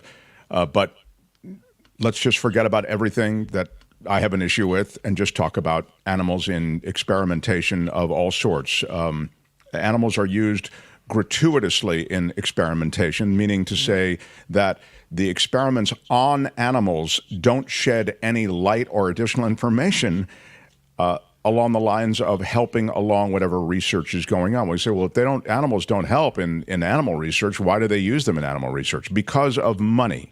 It is big business. The sale of these animals to these labs, the then running of the experiments, everybody's making money along the way. But don't take my word for it. If you actually look, you can see that in the green lighting of drugs and pharmaceuticals that are tested on animals, the FDA, which is not, in my judgment, like the greatest, most pristine organization when it comes to a lot of decision-making and green lights they've given, but they are a gatekeeper. They don't accept the animal testing as any kind of statement of efficacy or safety when it comes to okaying drugs for the human population. And so, to me, it makes the unethical, immoral, and grotesque use of these creatures even more grotesque. I'll wrap up just by saying they use beagles because beagles are docile already. They tend to be very friendly, docile dogs, and they breed them to be even more friendly and docile. And so when you think about it that way, it's an awful reflection of who we are as a species. It's disgusting. And I'm glad you did the story, so thank you. Have you ever heard of something called magnet fishing? Is that where they dredge I'm sorry, maybe go ahead. You tell me what it is. So I guess you take a magnet and you kind of throw it in water and you see what attracts to it, right? This couple says they pulled up a safe containing $100,000 in cash while they were magnet fishing in New York City Park. There's never been anything like this. Oh, wow. No joke. James Kane and Barbie Agostini of Queens pulled out an old safe from the lake in Corona Park Friday afternoon. The couple pried the safe open, found the cash wrapped in plastic inside, which was unfortunately ruined by the water. Kane is a veteran magnet fisherman. He said he and Agostini had found several safes in the past, most of which were empty or had some plastic bags holding smaller amounts of cash. There it is. Yeah. Kane and Agostini were allowed to keep the suspected stolen safe as there was no way of identifying the previous owner. Oh my God. It was great. I loved it. That is truly terrific. $100,000 magnet fishing. I didn't know it was a thing. I'm going to have to find out more about magnet fishing. What's down there? My luck, I pull up like old hammers, a wrench. Yeah. That is terrific. Wow. Imagine that. I mean, that's got to be a big find, even for the regular magnet fisher people. Morning. You know what I mean? That's like, whoa, wait a minute. You can take damaged money to the bank and they'll replace it, right? That's what I thought. It's funny you said that. I was thinking, I think that money's still good. Yeah, I think so too. Yeah. But don't know. I mean, maybe I guess not. Otherwise, they would have reported that, right? Don't you just wonder, like, whose money was it? And was it dirty money? And what happened? Why'd they throw the safe in the lake? What crime was involved? The mystery abounds. Yeah. ¿Qué pasó, man? This is Did you ever see the, I've talked about this before, but I recommend this movie called A Simple Plan. They discover there's a plane that crashes in a rural community, in the mountains of a rural community, and it's discovered by these people who are, hiking in the snow. And there it is. Wow, Tony, it's so damn good. Wicked fast. I know. It's got Bill Paxton, Billy Bob Thornton, and Bridget Fonda. They discover this money. It's just like Kim's story that she just did. And it's a ton of money. And they grab it. They leave the plane behind and everything. And it's like, don't tell anybody about it. Don't mention this. Don't spend the money. We're going to split it up between us.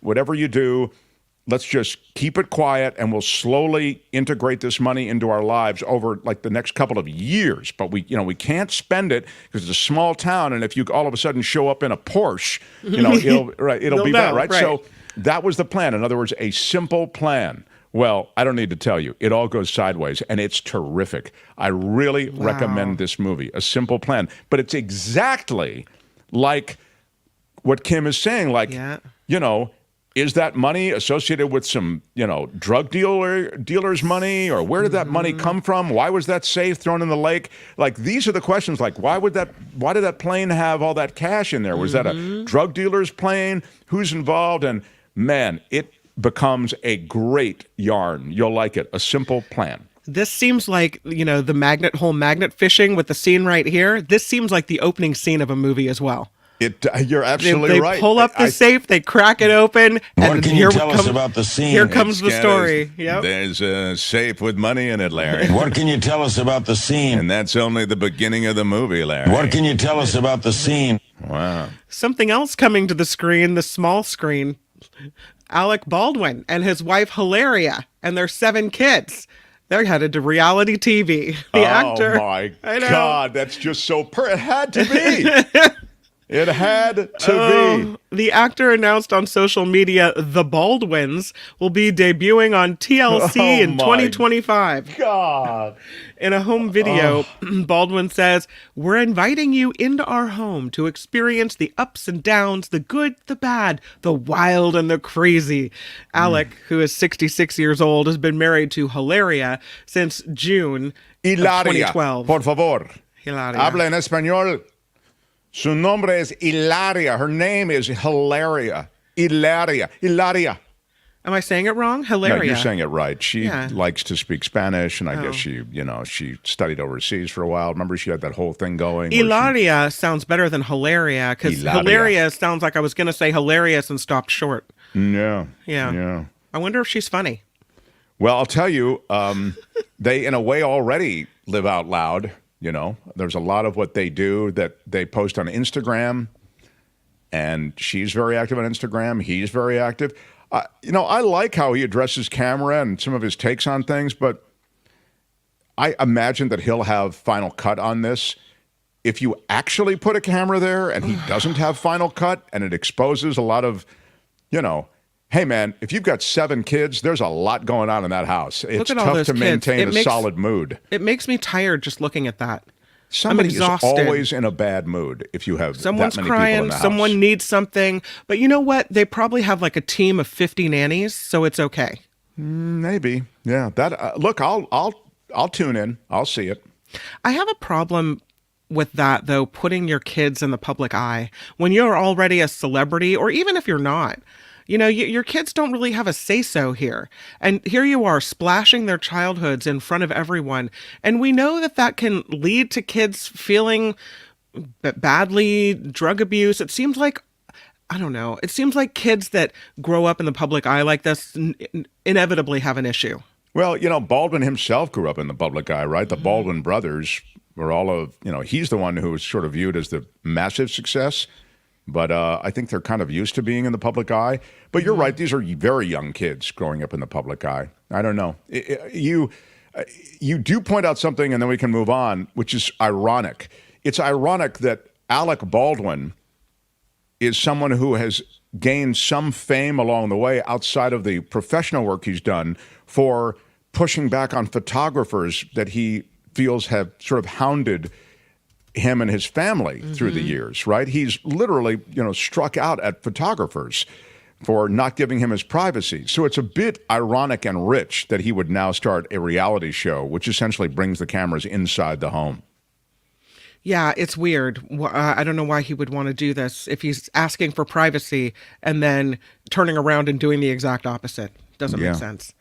This report is sponsored by you. We rely on you to help keep this show rolling. The show is crowdfunded. We don't have any Alec Baldwin drops, Tony. Why don't we have any Alec Baldwin drops? Thanks, Tony. Or a Trevor Starr in Hollywood. Get us some Alec Baldwin drops. Yeah. Anyway, sorry, go ahead. We do rely on you. We do. We do rely on you. Please find us at themarkthompsonshow.com.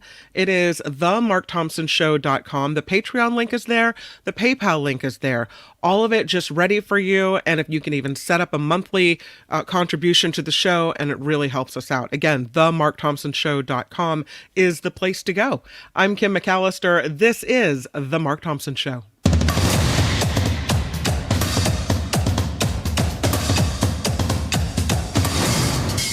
The Mark Thompson Show. Who's Mark Thompson?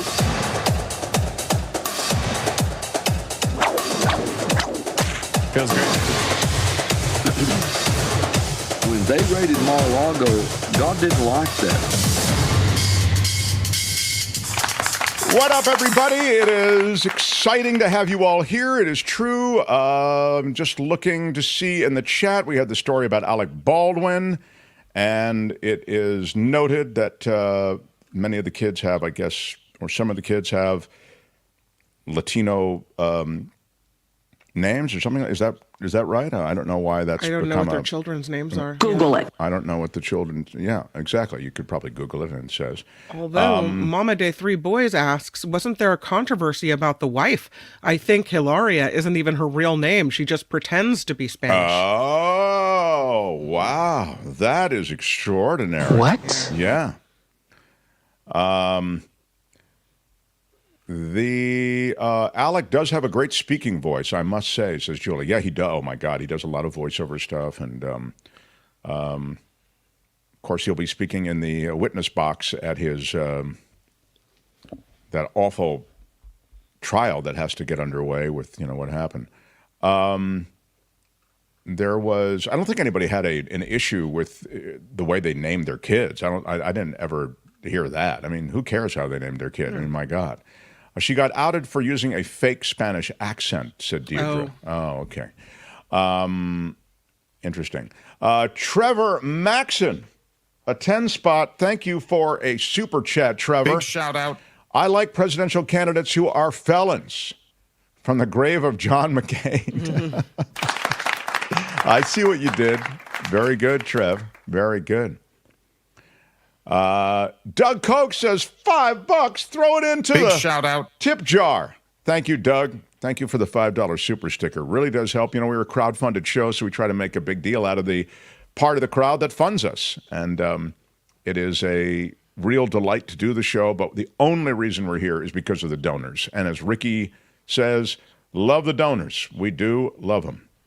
He does a podcast called Here's the Thing. Thank you, Thomas. We should Alex have him still on our podcasting. podcast. Here's the Thing. We should have him on our podcast. Yeah. He sounds like this. I'm Alec Baldwin, and this is Here's the Thing. A little bit like that. Not quite as New York-y, maybe. Hello. I'm Alec Baldwin, and this is Here's the Thing. He sounds a lot like that. That's my Here's the Thing Alec Baldwin intro. You go ahead. Put what I just did up against Alec. It's pretty close. It's pretty close. And that's without rehearsal. Will we experience Alec if he goes to prison? Wow. Vilma asks. Man, it's a crowd that's rough. Yeah, I did want to speak. Just never anything better than Shveddy Balls. Never anything a better skit. Yeah, signature sketch on SNL. He did a pretty good Trump impersonation too he for did a while. Great one, great one, really, really great. Although the guy they have now is just terrific. John, what is his name? John Austin. What's his name, Tony? Google it.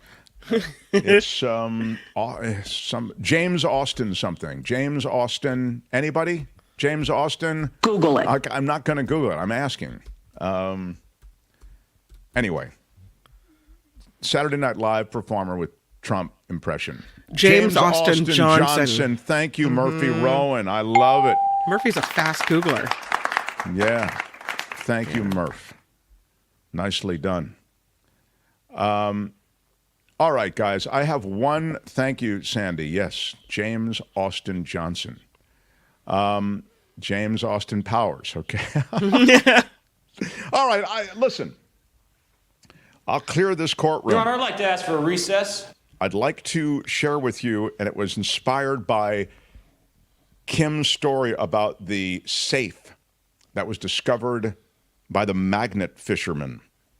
I wanted to share with you a story from the annals of the cops. It just happened, and I was sitting on this story, couldn't get to it yesterday. It actually does fall into the category of law and disorder. If you would, Tony, favor me. This is law and disorder. In the criminal justice system, the people, Pimps, addicts, thieves, bums, winos, girls who can't keep an address, and men who don't care, are represented by two separate yet equally important groups. A cop, a flatfoot, a bull, a dick, John Law. You're the fuzz, the heat, you're poison, you're trouble, you're bad news. These are their stories. It's an Airbnb residence in Alhambra, California. The cleaning crew arrives, as they always do. They find 235 pounds of, if you guessed meth, well done. There it is. Tony has it up for you now. You can see it there. Thanks, Tony. That's what 235 pounds of meth looks like. That's quite a party right there. Look Then at that. officers arrive and they discover the boxes full of the drugs. They arrive at the scene, and cops say they saw a U-Haul van returning to the location. Oops, we left something behind. What can you tell us about the scene? Looks like people have left something behind, Larry. You know, you see the cops in the driveway, you just keep rolling with that U-Haul van. Just keep going. It's funny you say that, because police say the van quickly, in their words, made a U-turn. Right? Quote, thinking they would get away. Uh-oh. But two people were later arrested on suspicion of transporting narcotics. The criminal activity has no place on Airbnb, said the Airbnb spokesperson. There is more bad stuff that goes down at Airbnbs than any other crew. Our team is working closely with the host to provide support as we stand ready to assist the cops with their investigation. But the meth was confiscated, and that's the end of the situation there at Airbnb. The only thing I would say is imagine having 235 pounds of meth and forgetting it when you leave the Airbnb. I mean, how high do you have to be? They say, don't get high on your own supply. And I got to tell you, man, when you leave that kind of haul behind, something weird was going on. That's Law and Disorder. Tune in again next time for more Law and Disorder on The Mark Thompson Show. All right, that's it. Let's roll. Hey, let's be careful out there. I want to stay. I want to stay. I really do. I had one more story for you. Yeah? Well, do it quickly. I can't. Yeah. It's about baseball betting. Well, what is the essence of it? Over. I can do it. Party over. It's okay. Oh, my God. I'll hold it for tomorrow. We've never done this before, but if it's that good, I'll stop the roll. I think you should. No, it's not breaking news. Stop the roll. Oh. All right. Go ahead. This guy, Oakland A, he is caught up in this betting scandal. And I just saw a story pop up on SF Gate. His name is Michael Kelly. He's an Oakland A's reliever. Wow. He Kim, made a few baseball bets totaling less than $100. And they say it's going to cost him more than 7,500 times that amount. Wow. Less than $100. So he'll be banned for life, won't he? Mm-hmm. It's Kelly zero tolerance. Yeah. No, just for a year, not for life. Well, I thought he bet on baseball. He did. I don't know if he bet on baseball, but he was he was a minor leaguer in the Houston Astros organization. Right. This is before he was in Oakland A. And he put 10 baseball bets down in October of 2021. He didn't appear in any of the games he bet on. The league noted there was no evidence to suggest the games were compromised in any way. The total amount of money Kelly wagered came to just $99.22. He won $23.30 from his bets. But the bets will cost him because he was set to make $750,000 this season. And no, he's got a year's suspension now because of this bet that he did. And he was not appealing the league's discipline and won't be eligible to return to the mound for the A's until June of 2025. Wow. Shout-out producer Calvin Wong says that he did it before he went pro. Right. He was a minor leaguer at the time. So, yeah, minor league is still pro. I don't know. Right. I mean, so, wow. Yeah. Talk about, really getting slapped hard. I mean, that was not worth it. Monetarily, it wasn't worth it, but that's just embarrassing. Yeah, of course. Yeah, I mean, it's really, What a dumb thing to do. Well, I'm glad you stopped the show for that. It actually was good. Yeah. I have to tell you, honestly, that I thought it's very unlikely that whatever story Kim wants to stop the show down for is going to measure up to the threshold that's required to stop the show down. And yet, you did step up, and it did meet the threshold, and I, for that reason, applaud you, along with everyone else here. Yeah, well done. The After Party Live is what follows us. Kim does her own little offbeat show. It's called the After Party Live. We'll do it live. Yeah. I'll write it, and we'll do it live. You can find it on the After Party Live channel.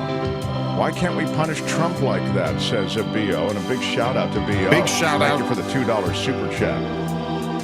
Thanks, everybody. Tomorrow, I'm Shadow Stevens for The Mark Thompson Show.